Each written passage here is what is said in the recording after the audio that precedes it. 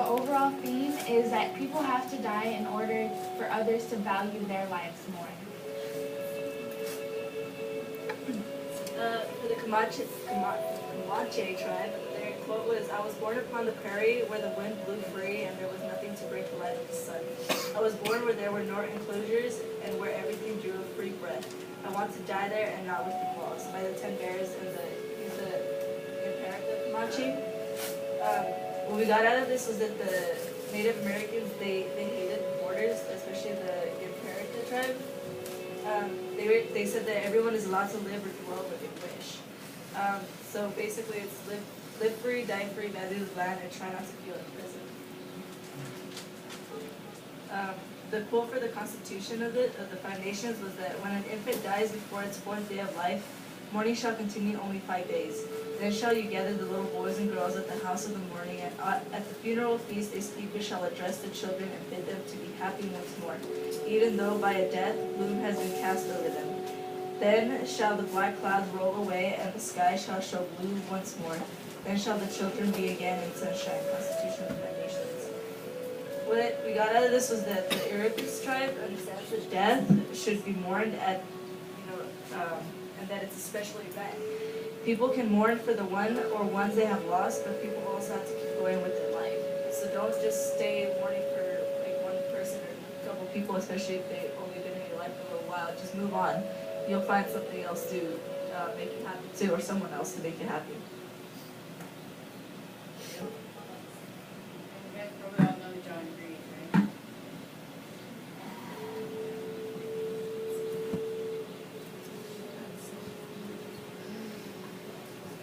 Hi, I'm John Green, and this is Crack Course US. This is a video about like how they're talking about how they don't like borders, and kind of about their religion, kind of tied them together.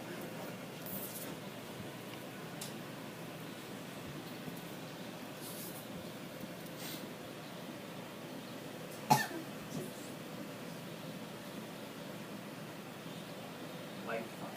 Hunting tribes focused on animals, agricultural tribes. Believed in a single creator god who stood above all the other deities, but they weren't monotheistic in the way that Christians who came to the New World were. American Indians also saw property very differently from Europeans.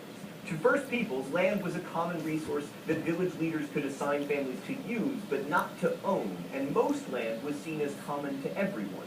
As Black Hawk, a leader of the Sauk tribe, said, "The Great Spirit gave it to his children to live upon and cultivate as far as necessary for their subsistence. And so long as they occupy and cultivate it, they have a right to the soil." Thanks, Thought Bubble. So many of us tend to romanticize American Indians as being immune from greed and class, but in fact they're...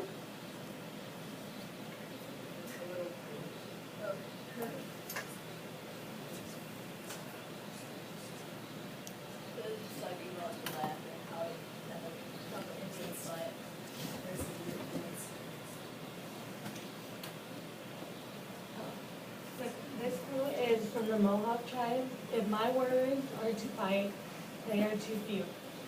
But if they are to die, they are too many." Mainly meaning that we got our interpretation in that life is that it's our life, everyone's life, or their life are perceived differently when you are dead and you lose your loved ones. The ones that you hang out with right now and you lose them, they mean so much to you, meaning that you will mourn for them. And they mean like you lost a lot of people. But to the world, it just means a few people. In the Mohawk tribe, they were just one of the 6 nations, but they believed that death was considered spiritual growth for them, which included them to be mourning. But all around the world, it was just a few. They had lost quite many Mohawk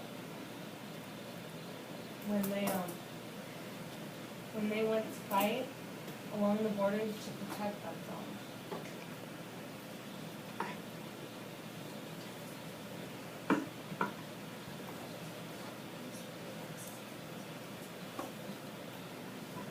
quote for the Huron tribe is, what would you wish that there should be?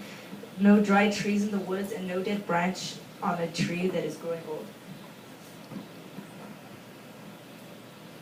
Okay, so the interpretation of the quote was that you can't be selfish for wishing that you would live forever because everyone has their own like time to live. So this is kind of like the quote, you lose friends and you gain friends because it's like a cycle. Okay, so for the Huron tribe, one of the most interesting aspects of their culture is that they really honor the dead. So they believe that the dead were as important as the living, and when a member of their tribe died, they would hold a feast, and people from their family, their friends, and even different tribes would go. So they would wrap their corpses in furs and flexible bark, and after a few days, they would take them to local cemeteries. And then they would build like huts for them and put like supplies that they would need to go to the afterlife. And this was known as the Feast of the Dead, and this would take place every 10 years. And when the 10 years came, they had to exhume the body, clean it and take the skin that would remain, and then they would rebury the body.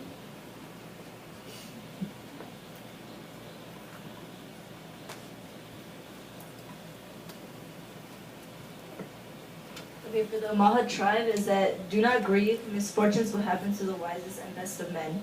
Death will come always out of season. It is the command of the Great Spirit, and all nations and people must obey. What is past and what cannot be prevented should not be grieved for. Misfortunes do not flourish particularly in our lives. They grow everywhere. By the big elk from the Omaha, who is the Omaha chief. What we got out of this was that death is unavoidable and it happens to everyone. When it happens to you, you think, why me? But in reality, it happens to everyone and it is avoidable. So basically, like, if you die, don't worry about it, because in their perspective, you're going to go to an afterlife anyways, especially if you respect the land. So don't worry about dying, because it happens to not just the worst of people, but also the best of people. There are some things here, like in the 1800s, there was a smallpox epidemic killing from 3,000 people down to 300 in 1802. Since the disease had spread, more of the people, since the disease spread, more of the people died. So they had to get used to everyone moving on and having, they're dying because of the disease. So they had to learn how to move on. And this had caused many Omahas to root out and travel to the reservation in South Dakota in 1855 because of the disease. They were dying and too many were.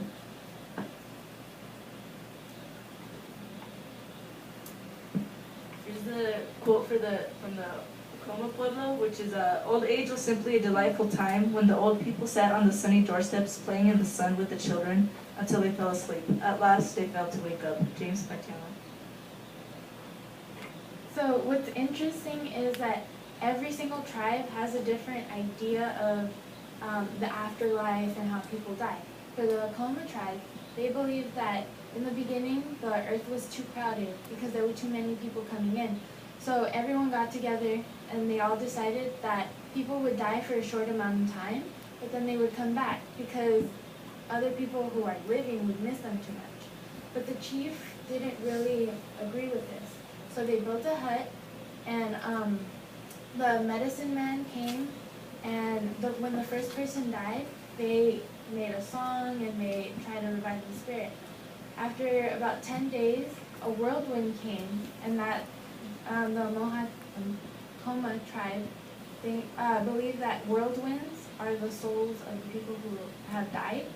So when the chief saw that the soul was coming towards the hut, trying to get back into its body, he closed the door very quickly, and this is what now is known as people dying and never coming back.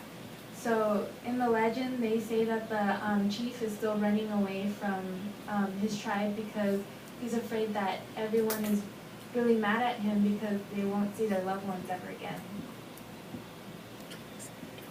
So basically their message is that when you die, when you live, you have to enjoy your life, because there are other people dying, and yes, you have to mourn over them, but you have to live every minute like it's your last, because it can be.